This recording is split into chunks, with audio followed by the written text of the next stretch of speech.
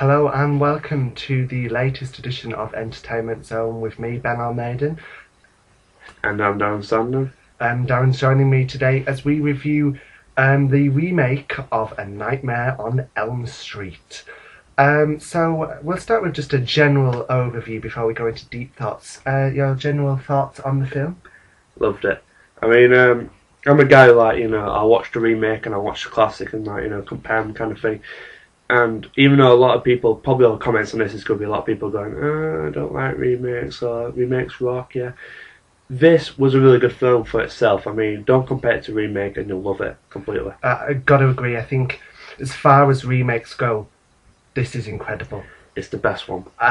But it's A Nightmare on Elm Street, definitely, but it's also its own film. It is, yeah, definitely. I can't put it any clearer that you've got to not think of it in comparison to the original, because it's the same and different at the same time. Yeah, the story is similar, but there's like different characters. There's some characters have been dropped, like John Saxon's character, Nancy's father. He's been dropped and replaced by Clancy Brown. Clancy Brown playing Quentin's dad. Anyway, we'll move on now. There may be some spoilers, so if you haven't seen the film yet, we'd advise you to stop watching now unless you really want to be spoiled. Yeah. If you haven't seen the film though, have a listen to what we've got to say, and then share with your thoughts with us by leaving us a comment or a video response. Anyway, let's move on. Let's start with the cast. First, gotta be Jackie Earle Haley, most notorious for playing Rorschach in Watchmen, playing Freddy. Your thoughts on Freddy? Brilliant job. I've got to say it was a brilliant job. There's always Robert Englund, right? The legend kind of thing, but he made it something unique. He did it. In my opinion, he was creepier than Englund. Yeah. Englund is a legend, don't get me wrong, but Haley brings something brand new to the character. Absolutely, there's a real paedophilic tone to this film, and it's creepy and he's evil. It makes your skin crawl a little bit. A lot of jumpy moments in this film. Absolutely. Nancy, I like the actress playing her in this film. Yeah, she was pretty good, but I've always had a soft spot for Heather Langenkamp, and yeah, I'm sure they call it a soft spot. But yeah, no, I think she did a good job. Clancy Brown. Was Quentin's dad. I'm a big fan of Clancy, so it's absolutely. Good Shawshank Redemption's a quality film. And you're a fan of the actress who played Chris, I think. Yeah, Katie Cassidy. I love Supernatural. She was brilliant in that, and even the short-lived Hopper's Hound, she was good in that as well. Exactly. And Thomas Dekker from Sarah Connor Chronicles, and a few other horror films he's been in, and I think could have been in Hills of Eyes, but I'm not sure. I don't think he's been in a lot of horror films. He's definitely done a lot of horrors. He was in this film, and his character, you've got to feel sorry for him in this film. Yeah, I guess. I mean, but obviously this is spoilers. He does get tortured for like 7 minutes. You don't see it, of course, but it's like you can stay alive in your dream state for an extra 7 minutes. In his cell, and it's just horrible. I mean, I'm personally not a big fan of Dekker and a lot of the characters he's played, but I've got to give it. He did really well in this one. Yeah, he was good at. For a lot of people, I think the cast is unknown, including Haley, because a lot of people haven't seen Watchmen. We haven't mentioned Quentin. Oh, Quentin's a great character. As an actor that I saw from Jack Ketchum's Red, he was really good in that. I'm not going to get into it, but he was a really good actor in that, and I think he really did well. Now, Quentin's the Johnny Depp character in this film. Spoiler now, he survives this film. Yeah. Shocker, I didn't see that coming. I thought the fountain of blood scene would be there. Everyone thought it would happen that way, but he survives the film. I also liked the mother as well, Nancy's mum. Yeah, she was nicer in this one than the classic, because she was a bit the alcoholic bitch in the classic. This one, she's more protective of Nancy. Yeah. But yeah, on the whole, a lot of people probably say this cast is relatively unknown, including Haley, because a lot of people probably won't have seen Watchmen. But I think they'll be pleasantly surprised. A lot of strong performances. A lot of people say, oh, horror films, they're just slashers with teenagers running around going, eh.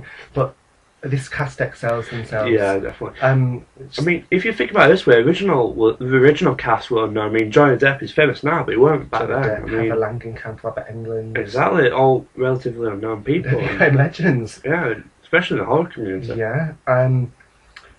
Now let's talk about comparisons to the original. There was a lot of references to the original film. Firstly, there was the Freddy coming poking through the wall. Yeah. My opinion was terrible CGI. It was terrible. I missed that bit. He went to the toilet for that. I went to the toilet. I missed good timing too, because that was terrible. However, there were a lot of good homages to the original. Yeah, the bathtub scene. Katie Cassidy's death. Yeah, that was. It is. Woo. Now, Shot for shot, we really, were wasn't it? saying I mean- the original one you think is more brutal, but I think with the simplicity of how it's done in this one makes it darker. I think it was really well I mean, done. it's like one slash in this one, but I mean, in the original, she gets cut up, I think, and thrown into onto a bed and blood everywhere, kind of thing. This one's more. And Freddie himself, I love the look, you know, the prosthetics they've done and the makeup on him. It looks like a real burn victim, and I think it's scarier than Englund's, you know, with his latex look. Yeah, very creepy, Englund. Very creepy. Sorry, Jackie Earle Haley, I was saying Englund there. Yeah, he was very creepy as Freddie, but did a great job. And his short height wasn't a problem at all. No, the angles kept him, so he looked taller than everyone else. Yeah, then we were saying the furnace was cut out of this film and just replaced with the parents just bombing him like in a factory. Yeah, but I guess that kind of sets up the factory environment in the dream. So what I do like about this one, though, I've got to say this, is in the first one it's like no one believes Nancy, she's crazy, blah blah blah blah. But in this one, straight away he believes her boyfriend, and straight away they go after and they, like, you know, try and find out what's going on.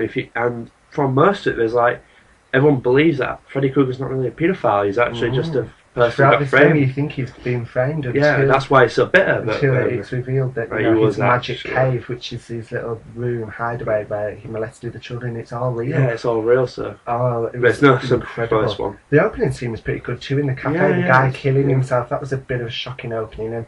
And let's talk about the end. The end of this film was just as confusing as the real one. You don't know what's dream and what's not, because obviously Freddy comes through at the end and kills the mother. Just smashes through a window or a mirror or something and goes through her through her face. pulls her in. But as I was saying to you, it does look like that was shot in for 3D. yeah. And we do know there's a sequel coming out, probably in 2011 or 2012. I'm guessing the latter. Yeah. And it is going to be in 3D, so maybe that scene will be reappearing again. Okay. And maybe we'll get the Johnny Depp death scene in the second one. I don't know. I really like his character, you know. Quentin, yeah, I couldn't remember his name. Yeah, I really like Quentin as a character. Even though at the beginning he's like a little, you know, he's a bit of a mopey, emo kind of stereotype, but off way and just kick it and get, and he just doesn't die. How many times does he get stabbed and he just doesn't die? One thing though is Nightmare on Elm Street was kind of unique at the time for being in its suburban setting and actually a lot of stuff happening on Elm Street, which kind of lacks in this film. There's not so much actually happening on Elm Street, but it does go more into the mythology of Krueger instead, which I personally prefer. And also, I mean, they've also got what is it, Waking Dreams, where they're still Freddy's still awake, coming through Freddy to the can real still world, get to him, which was really good. And it was just It just amazing. was It has just done a really good job as far as remakes go. Yeah, absolutely. But yeah, we loved the movie. Can't wait for the second one. We're dying to hear your thoughts on it. Did you prefer this one, the original one? What did you like about this? What didn't you? We want to hear all your feedback because we probably, we'll be responding to these comments because we're eager to hear what you have to say. So Absolutely, be sure to leave a comment and let us know. Remember, you can always subscribe for the latest edition of Entertainment Zone, and we will be back very shortly for our review of Iron Man 2, which we were also lucky enough to see today. Yeah. So until then, it's goodbye from me. And bye from me.